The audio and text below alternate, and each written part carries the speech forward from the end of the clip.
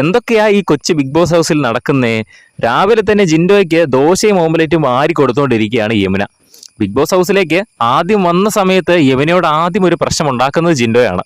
അന്ന് യമുന എവിക്റ്റായി പോയ സമയത്തും ജിൻഡോയുടെ ചെറിയ രീതിയിലുള്ള ഒരു പ്രശ്നങ്ങളൊക്കെ ഉണ്ടായിരുന്നു. പക്ഷെ ഇപ്പോൾ തിരിച്ചു വന്ന സമയത്ത് ജിൻഡോയായിട്ട് വളരെ സൗഹാർദ്ദപരമായിട്ടാണ് പെരുമാറുന്നത്. ഇപ്പോൾ ജിൻഡോയ്ക്ക് ദോശ ഓംലെറ്റ് ഒക്കെ വാരി കൊടുത്തുകൊണ്ടിരിക്കുകയാണ് കിച്ചൺ ഏരിയയുടെ അവിടെ നിന്ന്. ഇന്നത്തെ കിച്ചൺ ഡ്യൂട്ടി ചെയ്തത് ഫുൾ അവർ തന്നെയാണ്.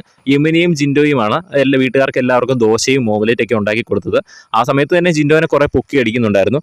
ജിൻഡോയുടെ കുക്കിംഗ് ഒക്കെ അടിപൊളിയാണല്ലോ, ജിൻഡോ എവിടുന്ന ഈ പഠിച്ചതെന്നൊക്കെ ഇങ്ങനെ ചോദിക്കുന്നുണ്ടായിരുന്നു. അങ്ങനെ കുക്ക് ചെയ്തുകൊണ്ടിരിക്കുന്നതിൻ്റെ ഇടയിലാണ് ദോശ ഓംലെറ്റൊക്കെ ജിൻഡോയ്ക്ക് വാരി കൊടുക്കുന്നത്.